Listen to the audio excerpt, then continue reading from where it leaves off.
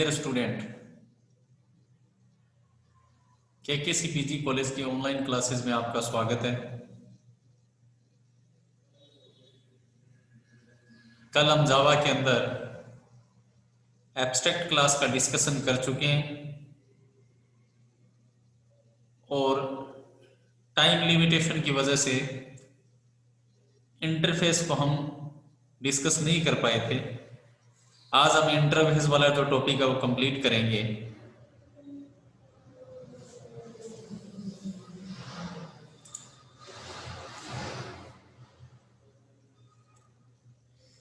सबसे पहले तो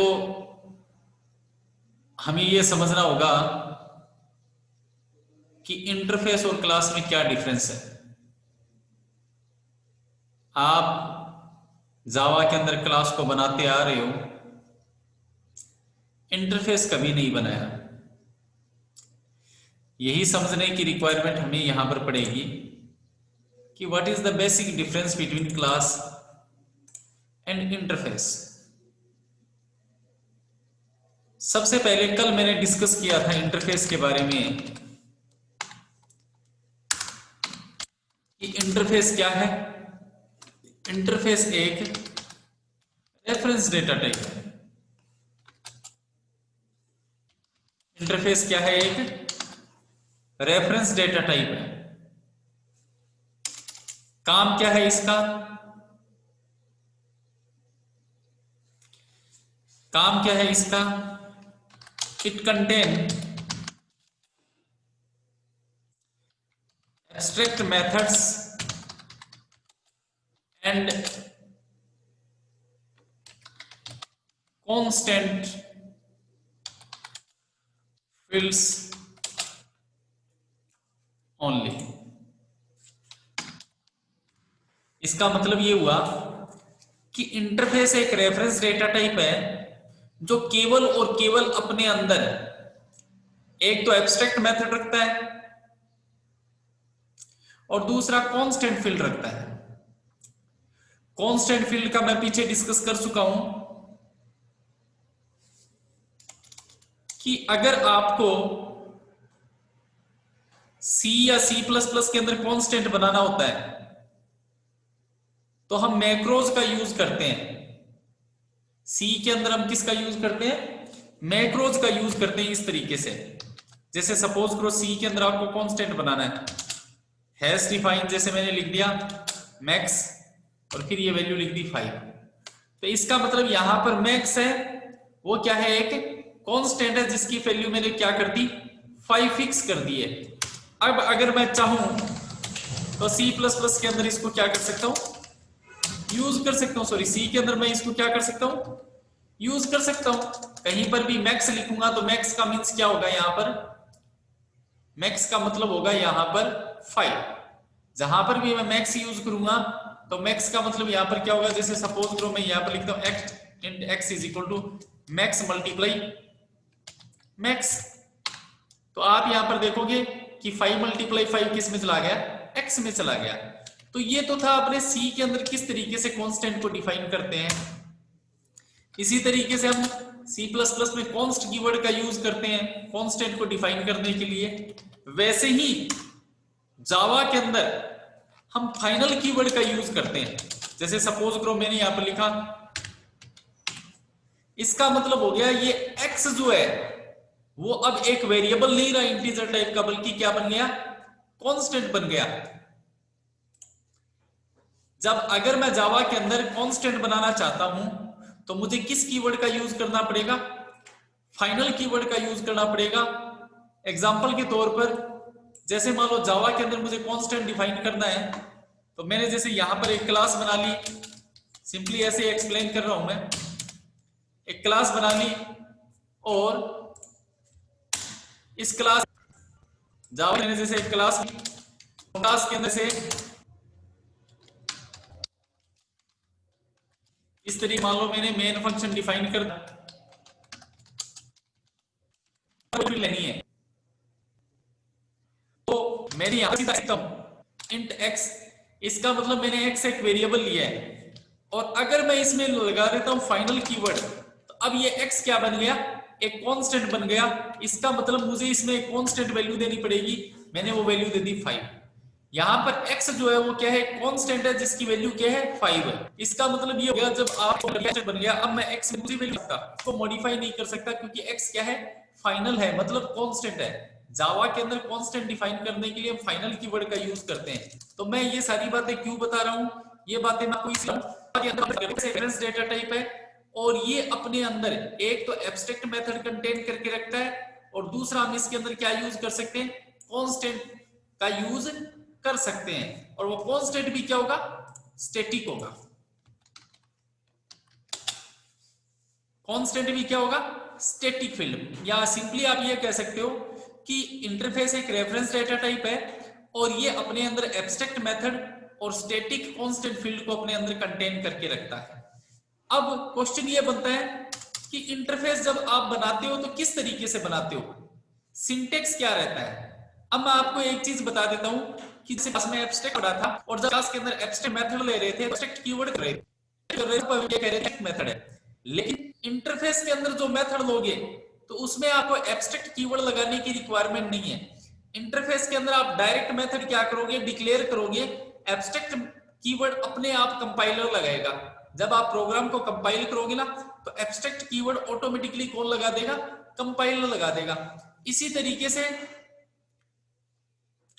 तरीके से मान लो सपोज करो कि आप जैसे बोल सकते हैं कि अगर आप इंटरफेस के अंदर कोई कांस्टेंट लेते हो, अगर आप इंटरफेस के अंदर क्या लेते हो, कोई कांस्टेंट लेते हो और आपने उसमें फाइनल कीवर्ड लगा दिया। कांस्टेंट बनाने के लिए क्या यूज करते हैं, इस तरीके से। देखो इंटरफेस किस तरीके से बनता है, कल मैंने थोड़ी सी जानकारी दी थी आपको कि सपोज करो कि आपने इंटरफेस बनाया, इंटरफेस का नेम स्टार्ट किया, बंद कर दिया। अब मैंने इसके अंदर सपोज करो कि एक मेथड लिया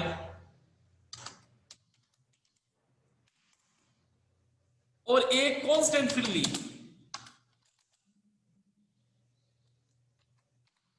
एक मैंने क्या ले ली, क्या होगा जैसे ही आपका प्रोग्राम कंपाइल होगा, जैसे आप प्रोग्राम को कंपाइल करते हो जावा सी का यूज करके, जैसे ही आप प्रोग्राम को कंपाइल करोगे तो ये इंटरफेस जो है वो इस तरीके से कन्वर्ट हो जाएगा।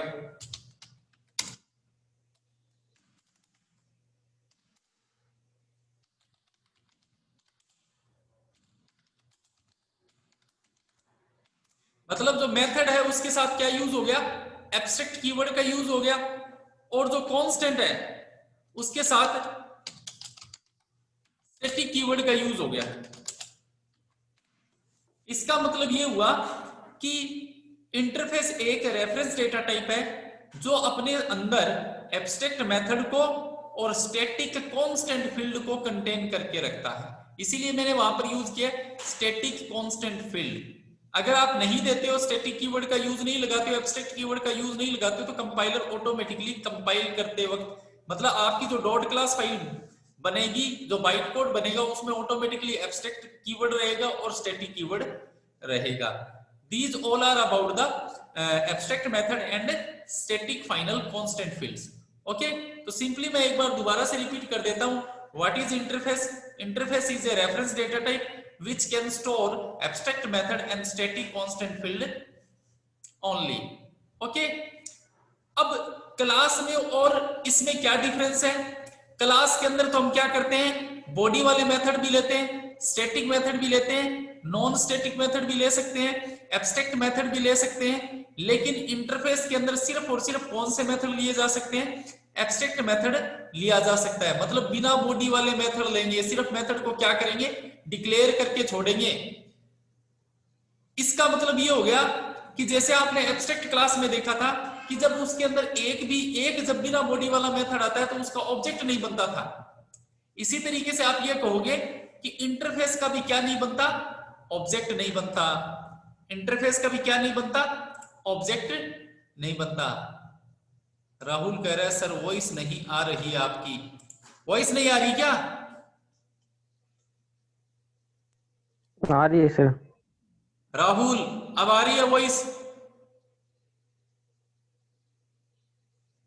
राहुल वॉइस आ रही है क्या?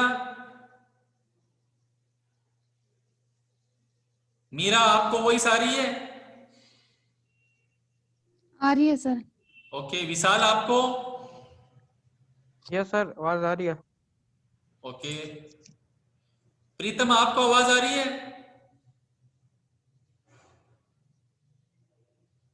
प्रीतम?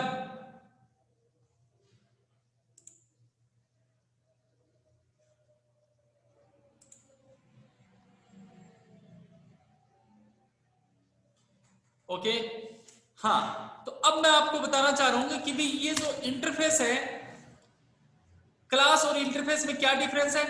क्लास के अंदर हम स्टैटिक मेथड भी ले सकते, बॉडी वाले मेथड भी ले सकते हैं और बिना बॉडी वाली मेथड भी ले सकते हैं। क्लास का ऑब्जेक्ट बनाया जा सकता है, इंटरफेस का ऑब्जेक्ट नहीं बनता। क्लास का हम क्या बना सकते हैं, ऑब्जेक्ट बना करके क्लास के मेंबर एक्सेस कर सकते हैं। इंटरफेस का ऑब्जेक्ट नहीं बनता, क्योंकि इंटरफेस के अंदर सारे मेथड जो होते हैं वो बिना बॉडी वाले होते हैं, क्योंकि हम क्या लेते हैं, एब्स्ट्रैक्ट मेथड लेते हैं। तो अब हम देखेंगे कि इंटरफेस को हम किस तरीके से डिफाइन कर सकते हैं। तो देखो, इसको समझने के लिए मैं यहां पर एक सिंपल एग्जांपल लेता हूं। इंटरफेस, सपोज करो कि मैंने यहां पर एक इंटरफेस लिया कैलसी1 और इसके अंदर दो मेथड ले लिए इस तरीके से। तो ये ऑटोमेटिकली एब्स्ट्रैक्ट कीवर्ड इसमें यूज हो जाएगा। एक एब्स्ट्रैक्ट मेथड लिया ऐड नाम का, जिसके अंदर दो पैरामीटर हैं, और एक एब्स्ट्रैक्ट मेथड लिया मैंने सब्ट्रैक्शन नाम का, जिसके अंदर भी मैंने दो पैरामीटर ले रखे। ठीक है, ये x और y मैंने क्यों यूज किया, अगर आप नहीं लो तो भी आपका काम चलेगा। ये डमी वेरिएबल होते हैं। जब आप मेथड को डिक्लेयर करते वक्त, फंक्शन को डिक्लेयर करते वक्त जो वेरिएबल लेते हो पैरामीटर में, उनको हम डमी वेरिएबल कहते हैं। आप इंट कोमा इंट भी लिख सकते थे, these are the dummy variable. तो आपने कैलसी1 नाम का एक इंटरफेस लिया है, ऐसे ही आपने एक इंटरफेस और लिया कैलसी2। कैलसी2 नाम का एक इंटरफेस लिया, इसके अंदर आपने मल्टीप्लिकेशन नाम का एक मेथड बना दिया,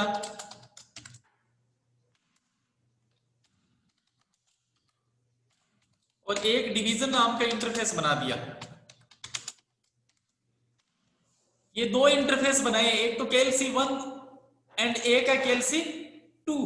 ये आपने दो इंटरफेस बना दिए, कैलसी1 एंड कैलसी2। अब मैं आपको एक चीज बता देना चाहता हूं इसमें, कि एक इंटरफेस दूसरे इंटरफेस को क्या कर सकता है, इनहेरिट कर सकता है। एक इंटरफेस दूसरे इंटरफेस को क्या कर सकता है, इनहेरिट कर सकता है। एक इंटरफेस दूसरे इंटरफेस को क्या कर सकता है, इनहेरिट कर सकता है। लेकिन एक क्लास इंटरफेस को इनहेरिट नहीं कर सकती। मैं यहां पर नोट लगाकर लिख देता हूं कमेंट में कि one interface can inherit another interface, but a class cannot inherit an interface। एक इंटरफेस दूसरे इंटरफेस को इनहेरिट कर सकता है, बट एक क्लास इंटरफेस को इनहेरिट नहीं कर सकती। तो फिर क्लास क्या कर सकती है, a class can only implements the interface।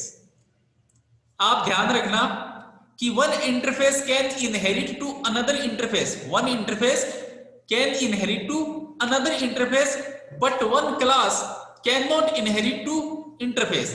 एक क्लास इंटरफेस को इनहेरिट नहीं कर सकती, बल्कि क्लास इंटरफेस के साथ क्या कर सकती है, क्लास इंटरफेस को क्या कर सकती है, इंप्लीमेंट कर सकती है। इंप्लीमेंट का मतलब हो गया कि जो क्लास इंटरफेस को इंप्लीमेंट करेगी, उस क्लास की ये जिम्मेदारी हो जाएगी कि इंटरफेस के अंदर जो एब्स्ट्रैक्ट मेथड है उसको, इसको क्या करना पड़ेगा, क्लास को डिफाइन करना पड़ेगा। क्योंकि देखो इंटरफेस का ऑब्जेक्ट नहीं बनता, लेकिन एक क्लास इंटरफेस को इनहेरिट तो नहीं कर सकती, लेकिन उसको क्या कर सकती है, इंप्लीमेंट कर सकती है। इंप्लीमेंट करने का मतलब है कि उस क्लास की ये जिम्मेदारी हो जाएगी कि जिस इंटरफेस को उसने इंप्लीमेंट किया उस इंटरफेस के मेथड को उसको क्या करना पड़ेगा, डिफाइन करना पड़ेगा। जबकि एक इंटरफेस दूसरे इंटरफेस को क्या कर सकता है, इनहेरिट कर सकता है। अब देखो कैसे, ये एक इंटरफेस है, ये दूसरा इंटरफेस है। अब मैं आपको यहां पर दिखा देता हूं कि इस दूसरे इंटरफेस ने देखो किस तरीके से इनहेरिट करेगा। मैंने यहां पर यूज किया, जैसे एक क्लास दूसरी क्लास को इनहेरिट करती है वैसे ही एक्सटेंड्स कीवर्ड का यूज किया और यहां पर दूसरे इंटरफेस का नाम लिख दिया कैलसी1। इसका मतलब हो गया ये जो इंटरफेस कैलसी2 है जस्ट एकदम क्लास की तरह, जैसे एक क्लास दूसरी क्लास को इनहेरिट करती है वैसे ही इस एक इंटरफेस ने दूसरे इंटरफेस को क्या कर लिया, इनहेरिट कर लिया।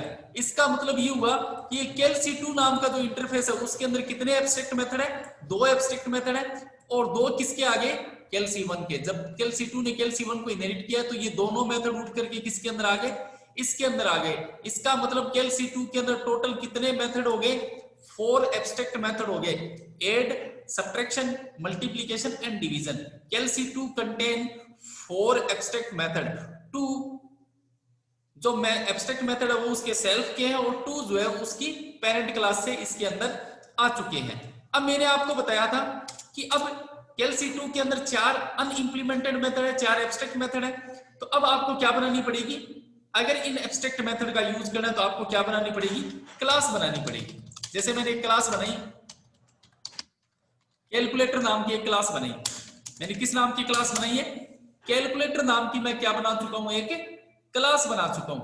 तो अब ये कैलकुलेटर नाम की क्लास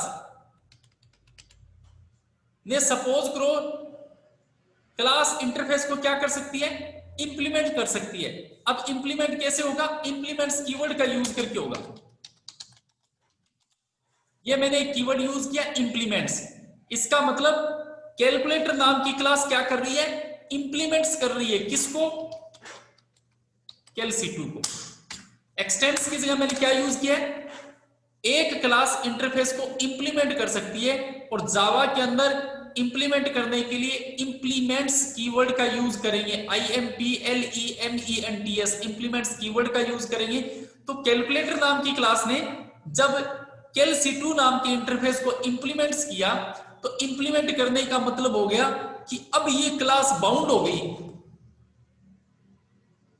ये एक तरीके का क्या हो गया, क्लास के बीच में और इंटरफेस के बीच में जब एक क्लास ने इंटरफेस को इंप्लीमेंट किया तो इन दोनों के बीच में क्या हो गया, एक कॉन्ट्रैक्ट हो गया। कॉन्ट्रैक्ट क्या हो गया, इंटरफेस ये कह रहा है कि देखो जब आप मुझे इंप्लीमेंट करोगे तो आपकी जिम्मेदारी हो जाएगी कि मेरे एक एक मेथड को आपको क्या करना पड़ेगा, इंप्लीमेंट करना पड़ेगा। तो जब कोई क्लास किसी इंटरफेस को इंप्लीमेंट करती है तो क्लास और इंटरफेस के बीच में क्या हो जाता है, एक कॉन्ट्रैक्ट हो जाता है कि भी आपको मेरे सारे मेथड को क्या करना पड़ेगा, इंप्लीमेंट करना पड़ेगा, अदरवाइज आपका ऑब्जेक्ट नहीं बन पाएगा। इसका मतलब अगर किसी क्लास ने किसी इंटरफेस को इंप्लीमेंट कर दिया और जैसे सपोज करो कैलसी2 को कैलकुलेटर ने इंप्लीमेंट कर दिया, अब अगर ये कैलकुलेटर कैलसी2 के 3 मेथड को तो डिफाइन कर देती है, एक मेथड को डिफाइन नहीं करती, तो इस कैलकुलेटर का ऑब्जेक्ट नहीं बन पाएगा क्योंकि अभी भी ये अनइंप्लीमेंटेड क्लास है रहेगी। तो इसलिए जो क्लास इंटरफेस को इंप्लीमेंट करेगी वो बाउंड हो जाएगी कि उसको इंटरफेस के सारे मेथड डिफाइन करने पड़ेंगे। तो अब देखो इस तरीके से हम डिफाइन कर देंगे, चारों मेथड इसके अंदर आ गए। किस एक पब्लिक कीवर्ड का यूज करते हुए इन सबको डिफाइन करेंगे, या पहले आप डायरेक्ट डिफाइन कर लो, जैसे कौन सा है, void add।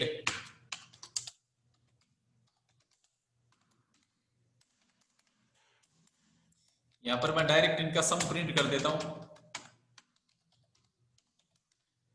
x plus y. Okay, x और y के अंदर जो वैल्यू आएगी जब इसको कॉल किया जाएगा, कैलकुलेटर नाम की क्लास का ऑब्जेक्ट बना करके जब एड को कॉल करेंगे तो वहां पर 2 पैरामीटर भेजेंगे जो x और y में आएगा और x प्लस वाई प्रिंट हो जाएगा। ऐसे ही मैं इसको कॉपी करता हूं, पेस्ट कर देता हूं।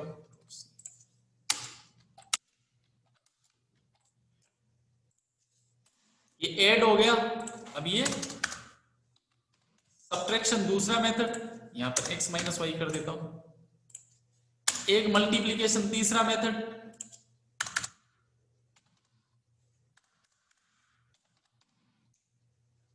पर x मल्टीप्लाई y कर देता हूं और एक डिवीजन चौथा मेथड।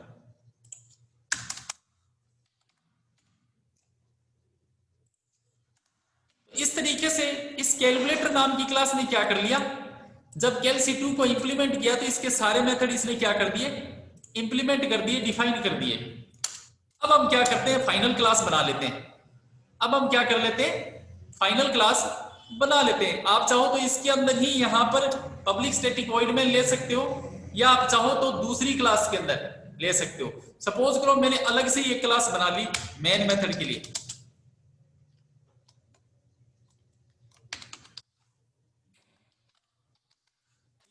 ये रिजल्ट नाम की क्लास मैंने क्या बना ली।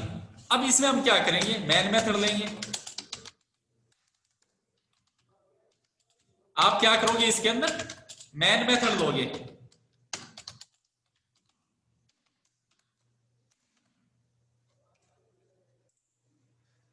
अब हम इसके अंदर मेन मेथड लेने जा रहे हैं।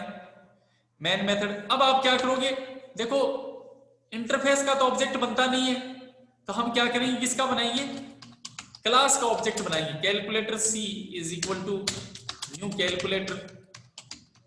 कैलकुलेटर क्लास जिसने कैल C2 को इंप्लीमेंट किया है, इंटरफेस को इंप्लीमेंट किया है, उस क्लास को ऑब्जेक्ट बना लिया। अब इस ऑब्जेक्ट के थ्रू हम क्या कर सकते हैं, इस क्लास के सारे मेंबर को, सारे मेथड को एक्सेस कर सकते हैं। कौन कौन से, एक तो एडिशन है, C.add, मैंने यहाँ पर 20,10। तो देखो जब कैलकुलेटर क्लास के ऑब्जेक्ट के थ्रू जब हम ऐड मेथड को कॉल करेंगे तो ऐड मेथड ये कॉल होगा, 20 and 10 इसमें जाएगा, 20 इसमें जाएगा और 10 इसमें जाएगा, 20 + 10 क्या 30 प्रिंट हो जाएगा। इसी तरीके से फिर C.sub 20,10, तो क्या प्रिंट होगा, सब कॉल होगा, 20 - 10 मतलब क्या प्रिंट हो जाएगा, 10 प्रिंट हो जाएगा। इसी तरीके से C.multiplication 20,10, ठीक है, मल्टीप्लीकेशन कॉल होगा, मल्टीप्लीकेशन कॉल होते हैं 20 and 10, 20 × 10 200 प्रिंट हो जाएगा। इसी तरीके से C.division 20,10, डिवीजन कॉल होगा, डिवीजन कॉल होते हैं 20 / 10, क्या प्रिंट हो जाएगा, 2 प्रिंट हो जाएगा। तो इस तरीके से हमने ये क्रिएट कर लिया। अब मेन मेथड वाली क्लास कौन सी है, रिजल्ट है, तो इस प्रोग्राम को result.java से सेव किया जाएगा। सेव कर देते हैं।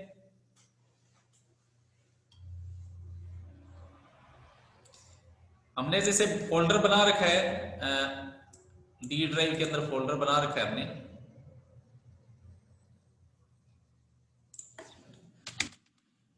हाँ, जावा प्रोग्राम नाम से हमने फोल्डर बना रखा है। इसके अंदर क्या करते हैं, यहाँ से ऑल फाइल कर देंगे। क्लास का नाम क्या है, रिजल्ट। ये पहले से रिजल्ट नाम की क्लास बनी है, वो क्या हो जाएगी, ओवरराइड हो जाएगी। result.java सेव कर दिया, यस ओवरराइड कर दिया हमने। अब हम क्या करेंगे, कमांड विंडो में जाएंगे।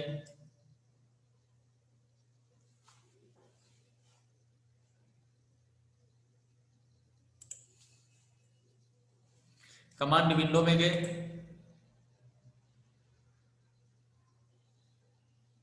रन एज एडमिनिस्ट्रेटर करके इसको ओपन कर देते हैं।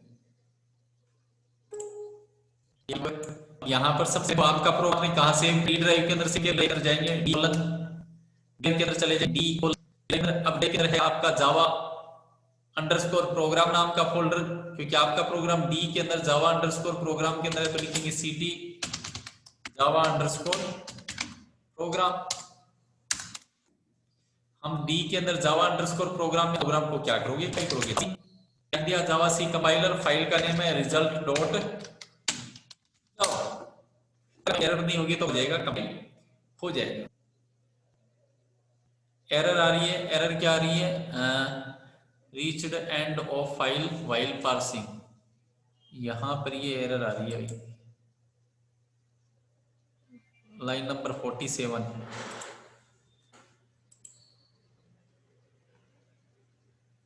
हाँ, ये को आपने बंद नहीं किया क्लास को, Ctrl+S। अब वापस से प्रोग्राम को कंपाइल करो। आप एरो की का दबा करके डायरेक्ट आप ला सकते हो कमांड, जावा सी result.java।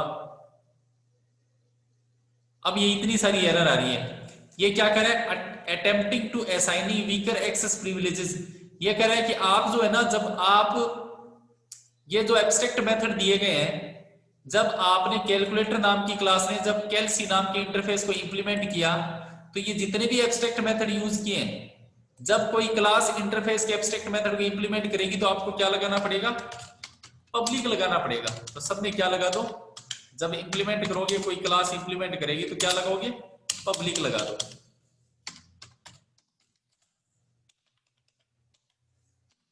या आपने सब मेथड से पहले क्या लगा दिया? अब इसको सेव कर लो, कंट्रोल एस, ये आपका CMD है। फिर से कंपाइल करो, जावा सी रिजल्ट डॉट जावा। अब अगर आपके प्रोग्राम में कोई एरर नहीं, कंपाइल हो गया, अब रन करवा दो जावा और डायरेक्ट फाइल का नेम, इस बार डॉट जावा नहीं लगाएंगे। आपका प्रोग्राम कंपाइल हो चुका है, अब रन होगा। तो आप देख रहे हो यहां पर क्या मिला, जब ऐड कॉल हुआ तो 20 + 10, 20 - 10, 20 × 10 और 20 / 10। तो आप इस तरीके से क्या कर सकते हो, इस तरीके से आप जो है वो इंटरफेस को इंप्लीमेंट कर सकते हो। इसमें कोई डाउट है तो पूछो।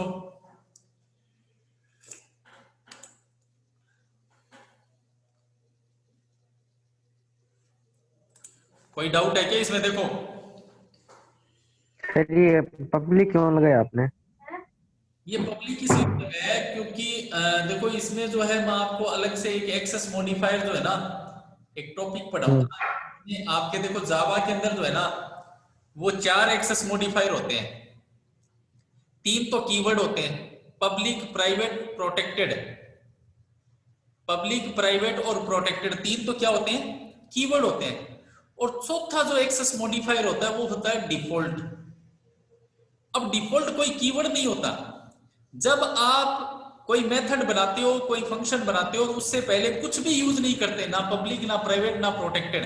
तो जावा के अंदर बाय डिफॉल्ट कोई भी मेंबर प्राइवेट नहीं होता, बल्कि क्या होता है? डिफॉल्ट होता है।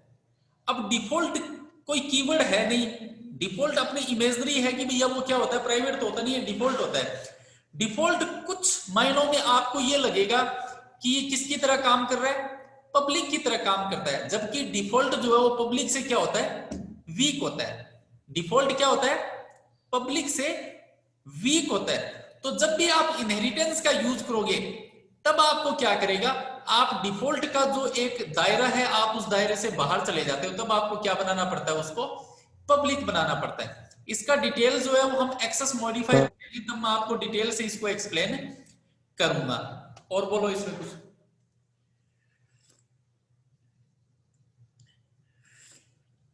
देखो मैंने अभी जो बोला है ना, देखो मैं आपको एक चीज और क्लियर कर देता हूं, कंपैरिजन कर देता हूं कि जब हम C# पढ़ेंगे ना, तो C# में भी एक्सेस मॉडिफायर की बात करूंगा, तो उसमें जो है वो 4 कीवर्ड होते हैं। उसमें जो क्या होते हैं, इसमें तो देखो 3 तो कीवर्ड होते हैं और चौथा एक्सेस मॉडिफायर तो 4 होते हैं, पब्लिक, प्राइवेट, प्रोटेक्टेड और डिफॉल्ट इसमें।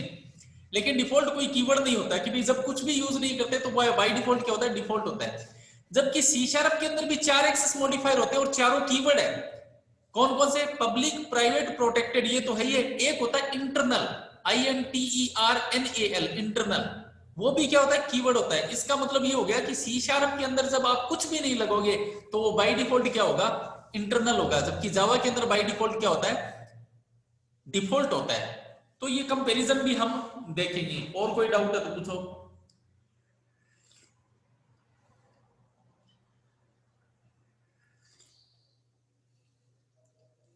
पूछो पूछो। इंटरफेस क्लियर है सबको? यस और नो? Yes sir. सबको? मेरा इंटरफेस समझ में आया बेटा आपके?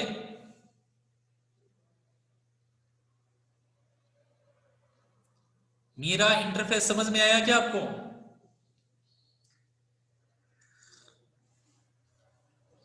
क्या बात, आवाज नहीं आ रही क्या?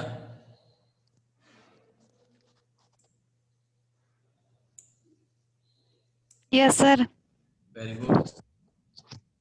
प्रीतम आप रेगुलर रहा करो, आप रेगुलर नहीं आते। विशाल आपको भी बोल रहा हूं, आप लोग रेगुलर रहा करो, क्योंकि आपकी जो है वो रेगुलर क्लासें हैं जावा और सी शार्प की मैंने स्टार्ट कर दी है।